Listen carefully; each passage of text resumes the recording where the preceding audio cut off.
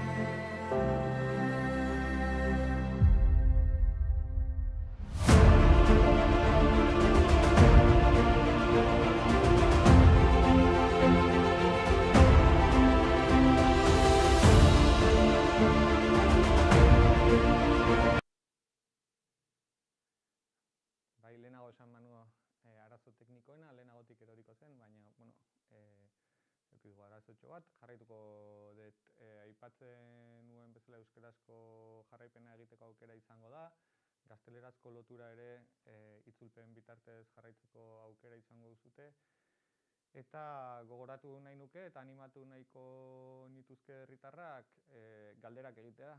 Zuzenean erantzunak emateko saiakera egingo dut aurkezpenaren amaieran, beraz eskertuko nizueke, zalantzarik, dudarik edo iradokizunik bazenute, galderak egiteko eta ondoren behin amaierara iristerakoan galdera hori erantzuten saiatuko naiz. Beraz, aurrera. Agintaldeko lehen urte terdia burutu dugu eta Lehen urte terdi honetan, adierazi beharra daukat, gobernu taldea ongi asentatu ondoren, gure konpromisoak betetzen jarduten ari garela, eta iruditzen zait herritarrek ere jada ikusten dituzutela modu nabarmenago batean egiten ari garen proiektu guztiak edo proiektu horietako zati batzuk. Erronkak eta konpromisoak hartu genituen bezala, esan beharra daukat gobernu taldea egunero lanean dabilela, ni buru, baina nirekin beste kideak ere, beste 5 kideak ere buru belarri egunero goiz arratsalde batzutan gauez ere lanean bagabiltzala. Izan ere gure erronka nagusia da esandakoa egin behar dugula. Eta horretan ari gara buru belarri gure dedikazio osoa eskeniz. Bestalde batetik ere esan behar dut, egin ahal izateko aurrekontuak ere beharrezkoa genituela eta lehenengo aurrekontuak aurreko urteekiko igoera bat suposatu izan bazuten, aurtengoak 2025erako onartutakoak are eta igoera handiagoa izan dutela eta baliabide nahikoa daukagula gauzatzen ari garen proiektu horiek gauzatzeko ditugun bai baliabide ekonomikoak eta humanoak kontutan hartuta. Eta bestalde ere aipatu nahi nuke badugula agintaldi plan bat, herri guztietan, etxe guztietan hobeto esanda zabaldu genuen agintaldi plana badaukagula eta agintaldi plan hau irmoki betetzen ari gerela eta horren inguruko azalpenak emango ditut gaur.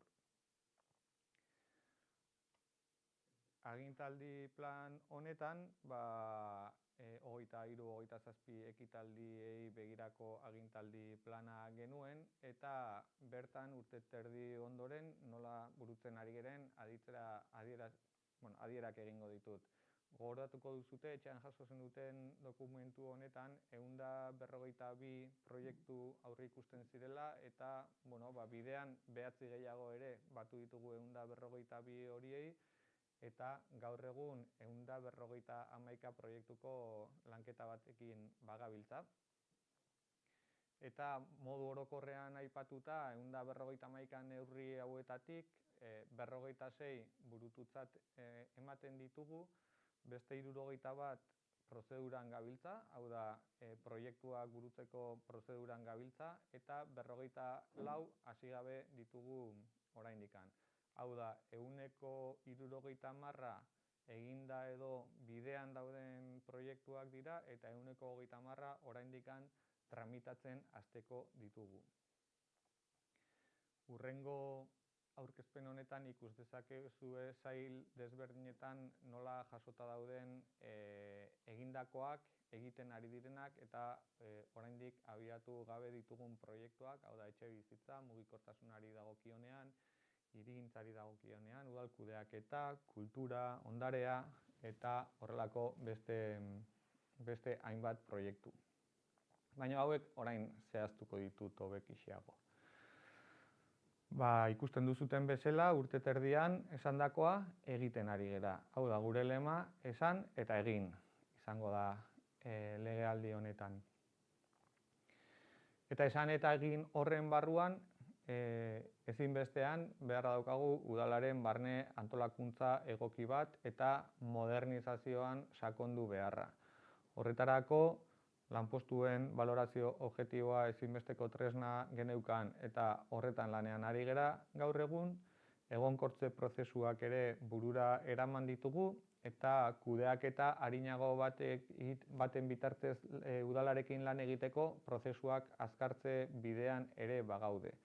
Berriki ikusiko dituzute adibidez, tramiteak egiteko bulegoaz aparte edukiko ditugula hainbat makina, zenbait eremu estrategikoetan lagunduko diotenak herritarrei udalarekin egin beharreko tramite horiek egiten eta espero dugu horrek ere laguntzea herritarrei udala gertuago sentitzen. Lehen aipatu dut aurrekontua handiagoa daukagu, baina handiagoa izateaz aparte jasangarriagoa ere. izan ere 2025erako aurrekontuak 15%ko hazkunde bat izan du 24koarekin alderatuta, eta bertan txertatu da aurrekontu guztia garapen jasangarriko helburuekin lotuta. Beraz, iruditzen zaigu urrats nabarmena dela, udalean ere hainbat aldaketa eragin ditu eta eragiten jarraitu beharko du, baina importantea iruditzen zitzaigun, bai aurrekontua bera garapen jasangarriko helburuekin lotzea, eta ondoren etorriko dira aurrekontu betetze mailak ere garapen jasangarriko helburu horiekin lotuta etorriko direla eta aurkeztuko ditugula. Parte hartzea eta ekintza komunitarioan ere jarri dugu gure indar handiak, eta horren harira bai aipatu nahi dut prozesu parte hartzaileak bultzatzen aritu gerela denbora urteterdi honetan, oroitu adibidez hiriko urrezko domina parte hartze prozesu bitartez eman izan dugula. Ordenantzak egiterako garaian ere parte hartze prozesuak izan direla behin eta berriro gure mantra nabarmen bat. Eta horretarako ezinbestean udal langilegoa ere trebatu egin dugu eta formatu egin dugu Gipuzkoako Foru Aldundiarekin elkarlanean aritu garen proiektu baten bitartez. Baina ez bakarrik parte hartze komunitarioa edo parte hartzea, baizik eta ekintza komunitarioa ere indartu nahi dugu. Zer da ekintza komunitarioa? Azkenean gure herritarrak gure herrian bizitzeko inplikatzea, ez? Eta horretan sakonduz, formakuntza ere ahalbidetu dugu. Auzosare programa ere martxan daukagu gaur egun Hondarribian, bakardadearen kontra egiteko ere ekintza komunitarioko programa batzuk abiatu ditugu. Erreserba kognitiboko tailerrak adibidez, eta etorkizunean 2025ean ere ari gara lantzen osasunarekin lotutako beste ekintza komunitario bat, eta berriki edukiko duzue horren berri, oraintxe sukaldatzen ari den proiektu bat baita. Hau modu orokorrean aipatuta, gustatuko litzaidake baita ere sartzea zehaztapenetan atalez atal. Eta adibidez mugikortasunari begirakoan proiektu estrategikoetako bat hiri barneko autobusa martxan jartzea da. Esan beharra daukat, hiri barneko autobusa 2025ean ikusiko dugula martxan, espero dudala, izan ere orain arteko burutu beharreko aurre tramitazioak oso handiak izan dira, ez ditugu gauzak erretxak izan, baina bai momentu honetan ja gaudela pleguak prestatzen kontratazioa burutu ahal izateko. Beraz, aurre ikusten dut, aurten urte erdierarako edo autobusa martxan izatea. Beste alde batetik, aparkalekuen kudeaketa ere. Aparkalekuen kudeaketa ere erronka handi bat daukagu gure herrian, eta horren harira eginda azterketa bat, kontratatu da azterketa bat, lehen zirriborroa jaso dugu, eta orain zirriborro horretatik faseka erabakiak hartzen joango gara. Aparkalekuaren arazoarekin egia da, aitortuko dut, lehen urrats bat ere egin duguna, frogazko urrats bat izan da, Mendelu auzoan, eta hartu den neurriak eraginkortasuna izan du. Beraz, dugun azterketarekin eta etorkizunean izango ditugun neurriekin, espero dugu ere Hondarribitarrontzat errazagoa izatea aparkatzeko aukera hori. Eta beste alde batetik ere mugikortasun ikuspegi batetik, oinezkoentzako segurtasuna hobetzea izan dugu gure erronketako bat urteterdi honetan. Eta hainbat esku hartze egin dira, adibidez Talai-Alain, beste eskoletako pasatzeko eremuak ere seguruagoak egiteko neurriak hartu ditugu, eta horretan jardungo dugu datozen ekitaldietan ere, baina haratago ere jo nahi dugu mugikortasun ikuspegi batetik. Hirigintzari dagokionean, beste sail bat edo beste atal bat, Aipatu beharra daukat, Santiago kaleko obra bukatu dela, urte hasierarekin Santiago kaleko obra bukatu da, eta jada martxan gaude Arrantzela auzoko lanekin. Proiektu hau bizilagunekin partekatu egin da, eta obrak oraintxe hasi berritan daude, 15 hilabeteko epea izango dutela aurreikusten da, eta bi obra hauekin bukatuko genuke ja duela 12 bat urte Portu auzoaren eraldaketan hasi ziren lanketekin. Urte asko zeten da egondu da, eta lortu dugu ja martxan jartzea, eta espero dugu urte terdiko epe honetan lan horiek bukatzea. Baina lan horiek bukatzerako, edo lehenago, espero dut Pasaiak kaleko obra proiektua ere adostuta edukitzea bizilagunekin, eta aldela urte amaiera edo urte hasierarako obra horiek ere martxan ikustea. Beraz, eraldaketa gure agintaldi planean jasotako ildoan ari gera burutzen. Lehen aipatu dut hirigintza ikuspegitik noski ere aparkalekuen kudeaketa hori berritzeak eragin handia du sail honetan edo atal honetan, eta hori erronka bat izango dugu. Eta azkenik aipatuko nuke hirigintzaren ikuspegitik APOa. Hirigintza plana denon ahotan dagoen zerbait da, gogoratuko duzue udalera iritsi ginenean anulatutako hirigintza plan bat jaso genuela, tramitazioan hasita.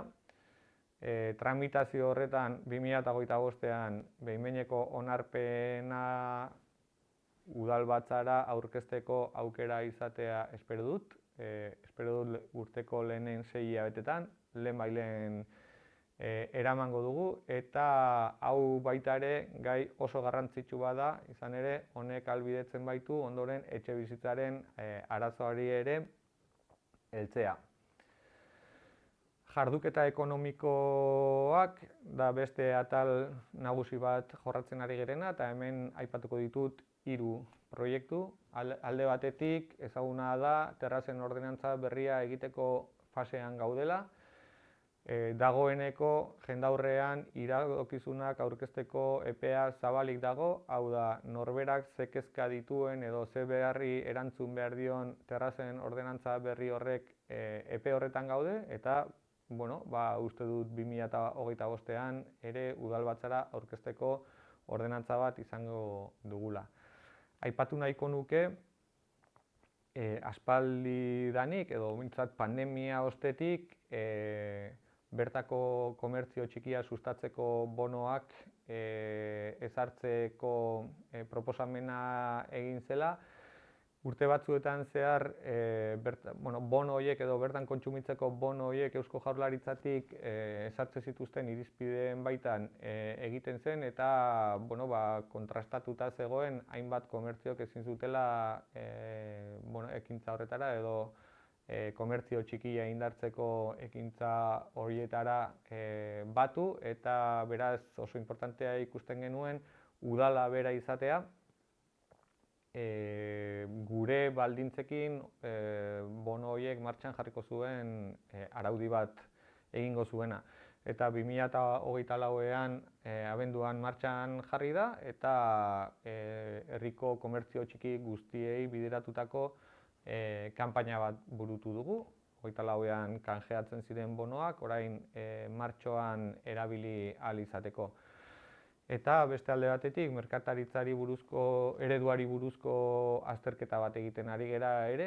Azterketa martxan dago eta galdeketak egiten ari gera, saio parte hartzaileak egingo dira, eta azterketa horretatik datozen ekitaldietarako neurriak hartzeko aukera izango dugu ere, beti bertako gertuko komertzio txikia indartzeko asmotan.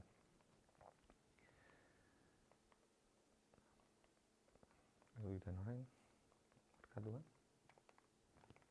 Pasako dira zute pantalla, mesedez, edo...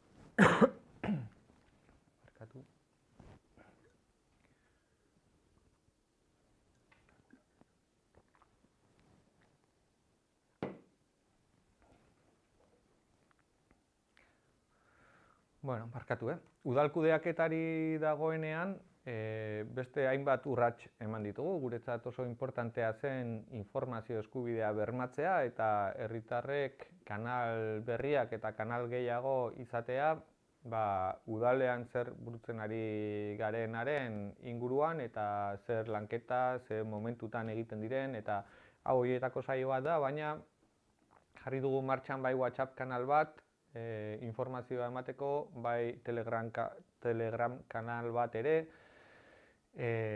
jada bai alertak, bai abisuak, bai ekitaldien berri zabaltzen da WhatsApp eta Telegram bitartez.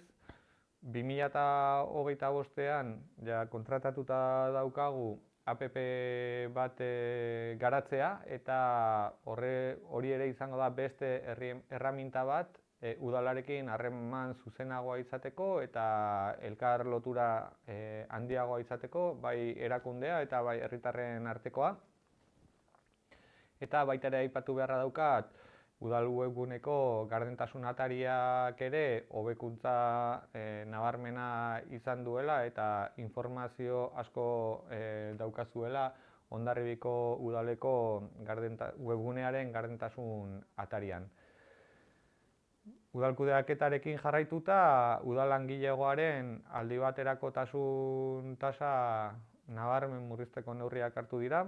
Egonkortze prozesua 2024ko abenduaren 31ean amaitu beharra zeukan, eta alde horretatik esan beharra daukat, abiatu ziren 17 prozesuetatik 16 amaituta daudela, eta azkena falta dela ebazteko, izan ere helegiteak egon dira bidean, eta abenduan epaia udalaren aldekoa izanik, ja martxan jarri dugu hilabete honetan prozesu horrekin ere bukatzeko, eta hemendik 40 lanpostu egonkortuko dira. Aldi baterako langile ziren 40 karrerazko funtzionario izango dute ja bertan, eta horrekin ez dugu amaitzen lanketa. Jarraitzen dut? Horrekin ez dugu amaitzen lanketa, izan ere, 40 lanpostu horiek egonkortu eta gero, oraindik ere gure aldi baterakotasun tasa oso handia izaten jarraitzen du. Eta hain da handia gure aldi baterakotasun tasa, aurten bertan oposaketa deialdiak burutu behar ditugula. Lehenengoa martxan dago, deialdia irekita dago, eta datozen hilabeteetan beste hainbat prozedura publikatuko dira eta prozedurak martxan jarriko dira. Aurreikusten dut, 15 eta 20 lanpostu artean karrerazko funtzionario izaera betetzeko oposaketa deialdi horien bitartez prozedurak burutuko direla. Azkenik aipatu hori parte hartze prozesu dinamikoak egitea ere badaukagula helburu, lehen modu orokorrean aipatu dut, baina 2024ean lehen formakuntza fase bat egin genuen bai teknikari, bai politikariok ere, eta hemen aipatu beharra daukat auzo bihotzak ekimena burutu dugula, hiriko urrezko domina, auzo elkarteekin bilerak burutzen ari garela, herritarrekin ere bilerak burutzen ari garela, etengabean iruditzen baitzaigu ezinbestean abordatu behar dugun lanketa bat dela eta herritarrak jarri behar ditugula udal ekimenaren zentruan, eta ziur nago 2025erako beste formakuntza saio bat planteatuta daukagu, orain lehenengo 6 hilabetetan egingo dena, eta hortik ere aterako direla parte hartze ekimen berriak, espero dut, 2026erako aurrekontua adibidez, aurretik parte hartze prozesu baten oinarrituta ere jasotzea. Gizarte zerbitzuak da gure udalean daukagun erronka nabarmenetako bat, ez? Eta gizarte zerbitzuak kokapenari dagokionean, lehenik eta behin aipatu behar dut, lanean bagabiltzala eremu berri batera eramateko, ezagutuko duzute agian Muliateko eremuan bulego bat irekitzeko lanean bagabiltzala. Obrak burutzen ari dira ja, eta urte honetan obra horiek amaitzea espero dut, eta horrek gizarte zerbitzuen sailari berari sendotasuna emango dio, eta espero dugu herritarrentzat irisgarriagoa den eremu bat eta egokiagoa den eremu bat izatea, eta horretan jauzi kualitatibo handi bat ematea. Baina proiektuak ere burutzen ari gera, eta zein proiektu? Zaintza da gure gizartean dugun erronka berri nabarmenetako bat, eta zaintzan sakontzeko jarri dugu lehen aipatut bakardadearen kontrako ekimen bat, eta ekimen hau Auzosare programa izango da. Eta Auzosare programa hori lanean dagoen programa bat da. Beste alde batetik, babesgabetasun egoeran dauden adingabei ere zerbitzua ematea. Gaur egun jada Hondarribiko udalak eskaintzen du zerbitzu oso bat babesgabetasun egoeran dauden adingabei. Zerbitzu hau Puntal auzoan ematen ari da, eta hori izan da 24ko berrikuntza nabarmenetako bat. Bestetik, Kasino Zaharreko tabernaren esleipena egitea ere, 2022 urteaz geroztik itxita egon den zerbitzu bat izan dugu, eta gaur bertan kasualitatez zabaldu den zerbitzua da, bidean buruhauste asko ekarri dizkiguna, eta tramitazio osoa egin dugu, bai legez nola funtzionatu zezakeen, bai pleguak egin kontratazioa egiteko, bai prezioak ezarri, ez kaleko prezioak, baizik udalak esfortzu bat egingo du taberna edo kafetegi hori martxan egoteko, izan ere uste dugulako, eta hurrengo puntuarekin lotura zuzena duka, sartzea aktiboa sustatzea gure gizartean ezinbestekoa dela, ez? Eta elkartzeko guneak eduki eta aktibitateak egiteko lekua izatea nahi dugu. Bertan erreserba kognitiborako musikoterapia tailerra ere martxan jarri dugu 2024 urtean, eta espero dugu honelako ekimenekin adineko pertsonek ere eremu jasangarriak izatea eta beraien bizitza kalitatea hobetu ahal izatea, eta beraien arteko harremanak ere baita gazteagoak diren pertsonekin ere lotura zuzenagoa izatea dugu helburu. Beste lanketa sakon bat abiatutak ditugunak hainbat ekimen ondareari buruzkoak dira. Ondareari buruz, Hondarribian ondare aberatsa daukagu, eta ondare hori balioan jartzeko sakon landu egin behar da. Baditu erronka oso politak, egia esan oso interesgarriak eta politak diren erronkak baditugu, eta horietako batzuk besterik ez ditut aipatuko, izan ere aipatu dudan bezala ondare patrimoniala handia daukagu gure herrian. Eta alde batetik badaukagu proiektu bat San Nikolas atea eta Erdi Aroko harresia berreskuratzeko proiektu bat landuta dago, eta orain lanak burutzea falta zaigu, lan horiek kontratatzea eta lanak burutzea. Uste dugu Erdi Aroko harresia balioan jartzea oso importantea dela, izan ere gure Arbasoen lehenengo harresia Erdi Aroko harresi hori dugu, gaur egun apenas ikus dezakeguna, eta gustatuko litzaiguke balioan jartzea eta erakutsi ahal izatea zein zen gure herriko sarguneetako bat, eta hori San Nikolas atean landuko dugun proiektuarekin gauzatuko da. Eremu antzekoan San Nikolas baluartea.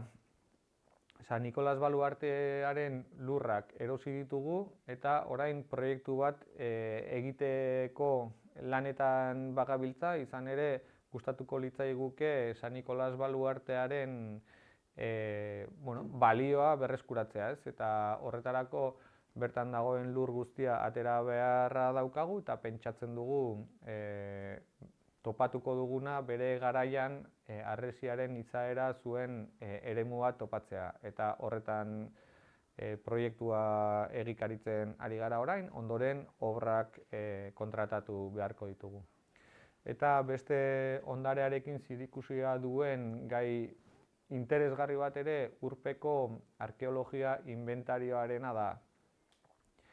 Gai hau ez da gehiegi landu gure herrian, eta Urpean altxor ugari topatu dira denbora luzean zehar, horietako asko desagertu egin dira, baina momentu honetan daukaguna inventariatu, identifikatu eta babesteko nahia badaukagu.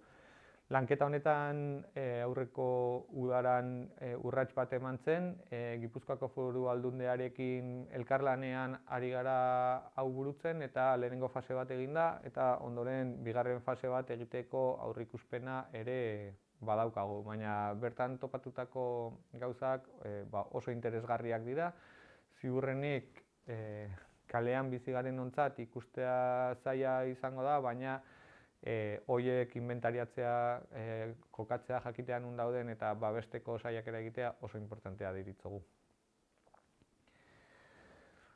Zer esanik ez, ingurumena eta energiari dagokionean, hemen ere erronka nabarmenak ditugu, gure gizarteak gure ingurumenean egiten duen inpaktu ahalik eta txikiena izatea, zeren, orain arteko bidean badakigu larrialdi egoera batetara goatzela eta gurea bezalako herriek sufrituko dute larrialdi egoera hori.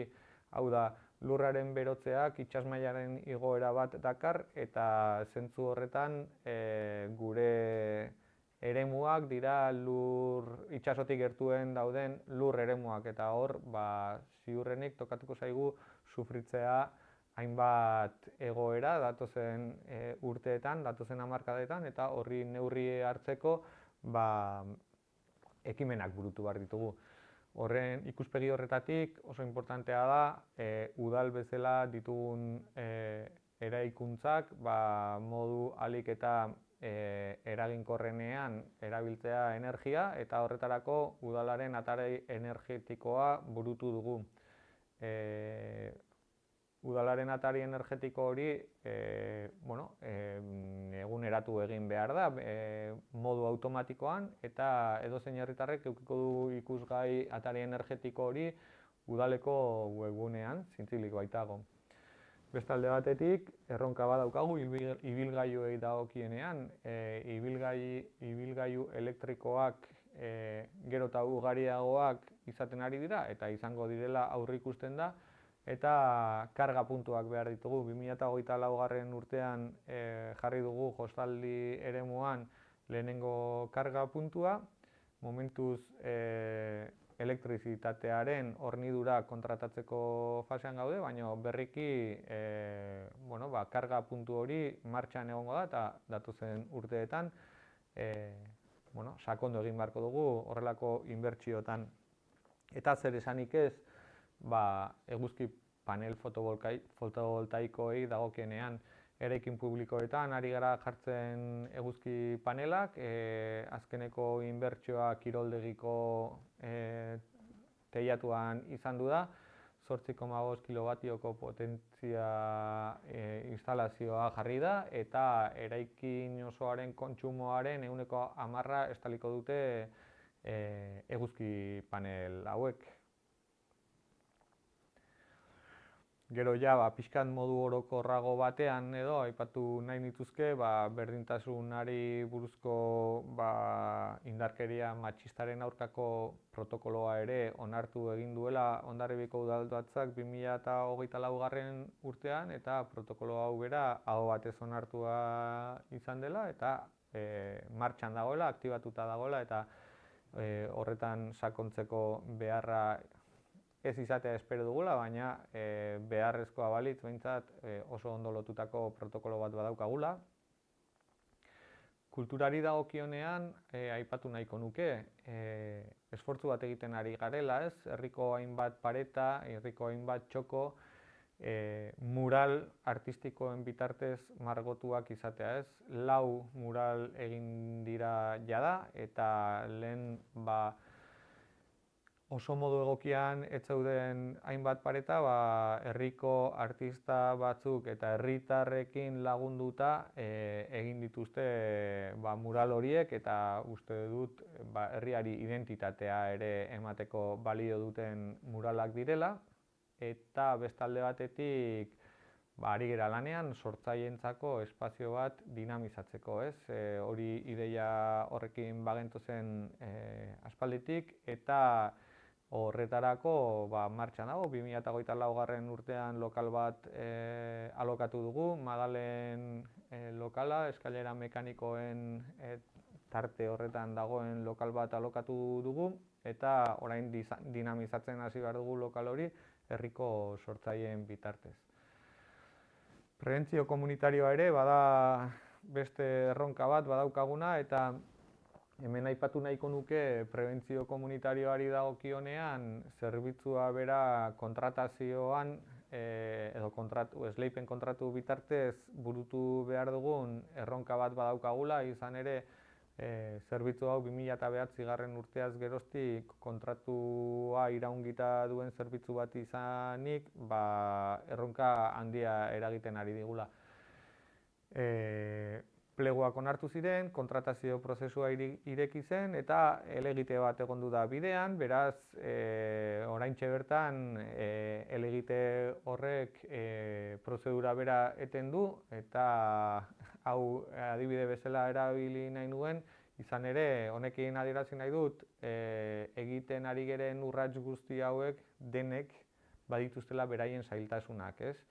Eta zailtasun horiek erronka bihurtzen dira guretzako, eta bidean izango ditugun zailtasunen aurrean ere, ekin bidez, ziur lortuko dugula burutzea kontratazio hau eta zerbitzu hau eman beharreko modutan ematea, hau eta beste guztiak ere.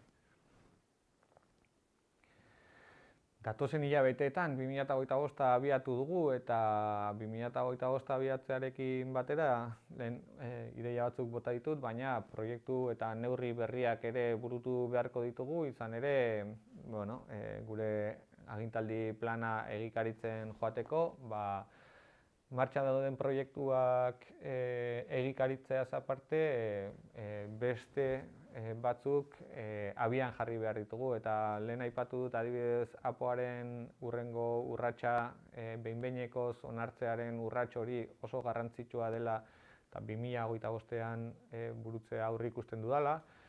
Aipatu dut baita autobus zerbitzua martxan jartzeko kontratazioa 2025ean burutzeko erronka daukagula. Oposaketa deialdiak ere aipatu ditut, San Nikolas baluartearen proiektua egitea, eta albada aurten bertan obrekin hastea ere gustatuko litzaiguke. Terrazen ordenantza ezinbestean garatu beharra daukagu. Terrazen ordenantza bai, baina saiatuko gara baita ere turismoaren inguruko ordenantza bat ere egiten 2025 urte honetan, izan ere uste dut badaudela hainbat gauza arautu beharrekoak ditugunak, eta lehen jarri beharra daukagu arautze horretan, izan ere bestela bizikidetza arazoak ere suertatzen hasiak baitzaizkigu. 2025ean burutu beharra daukagu ere eta burutu Guadalupeko gotorlekuko obrak. Guadalupeko gotorlekurako Europar funts batzuen dirulaguntza jaso genuen, eta proiektua eginda dago, obrak kontratatzea da falta zaiguna, eta espero dut obra horiek lehenbailen kontratatu eta urte honetan zehar obra horiek egitea. Jaizkibelgo pistetan trafikoa ere arautu beharra daukagu, izan ere ez da posible edonor mendi magaleraino babesteko aukeran egotea eta horretan muga batzuk ezartzea beharrezkoa daukagu, eta horretarako araudi bat da garatu behar dugun tresna. Lehen aipatu dut Pasaia kaleko obra, proiektua egiten ari gara eta proiektuaren zirriborroa datozen asteetan bizilagunekin partekatuko dugu, eta bizilagunekin proiektua adostu ostean obraren kontratazioari ekingo digu, eta espero dut urte amaiera alderako obra hori martxan egotea. Beste erronka bat, euskararen ikuspegitik, bai hitz egitea eta bai harremantzea arinago eta errazago izateko, aurtengo erronka nagusietako bat euskaraldia dugu. Aurtengo udaberrian euskaraldia izango dugu, eta euskaraldia berotzeko modu parte hartzailean herritarrak aktibatu nahi ditugu, eta ondoren bi asteko saiakera hori ahalik eta sakonena izan dadila gustatuko litzaiguke. Eta azkenik aipatu ere gustatuko litzaidake aipatzea nola ez Opengela, Mendelu auzoa bizi berritzeko erreminta bezala jasoa daukagu Opengela, eta lehen zailtasunak aipatzen genituen, eta Opengelarekin ere zailtasunak izan ditugu. Izan ere, Eusko Jaurlaritzarekin elkarlanean burutu beharreko proiektu bat dela uste dugu, beraiekin horrela partekatuta dago, eta bide honetan udaletik erronkei aurre egitea kostatzen bazaigu bi erakundeen artean oraindik eta zailtasun gehiago ditugu. Baina zailtasunak lehen esan dut ere erronka direla eta aukera bihurtzen direla, eta hasiera batean aurreikusitako proiektua askoz ere zabalagoa izatea espero dut, eta 2025ean ziur naiz Opengela proiektua Mendelun martxan ikusiko dugula, eta honek lagunduko du bai auzoaren bizi berritzea eta bai auzoaren etorkizunerako proiekzio bat egiten, ez? Eta hau ere izango da datozen hilabetetako gure erronka nagusietako bat. Nire aldetik abian diren erronkak azalduta eta etorkizun hurbileko erronka horiek azalduta ere, bukatzera bidean joango naiz. Gogoratu nahi dut udaletik burutzen ditugun ekimen guztiak herritarrekin batera elkarlanean burutu nahi ditugula.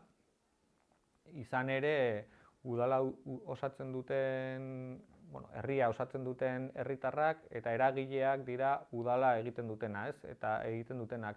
Eta gure ekinbidea da elkarlanean jardun behar dugula, udaletxea herritarrena dela, eta nire konpromisoa da esandakoa egin behar dugula, eta gure agintaldi planean esandako proiektuak burutzen jardun behar dugunez, saio hau bezalakoak, zuek, herritarrek, eragileek gure proiektuak ezagutzeko tarteak hartzen ditugula, eta datozen hilabeteetan ziur nago berriro hemen izateko aukera edukiko dugula.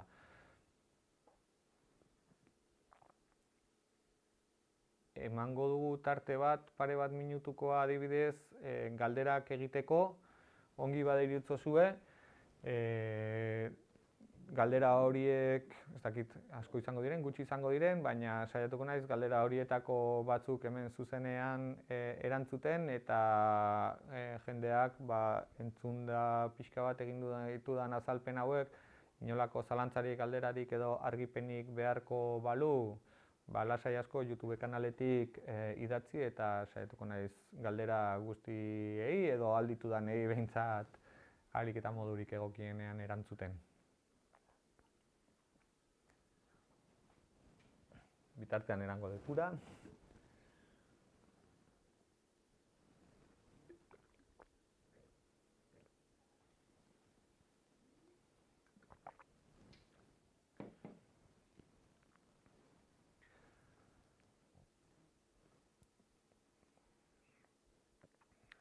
Ez dakit galderarik badagoen edo ez, nik ez dut ikusten behintzat.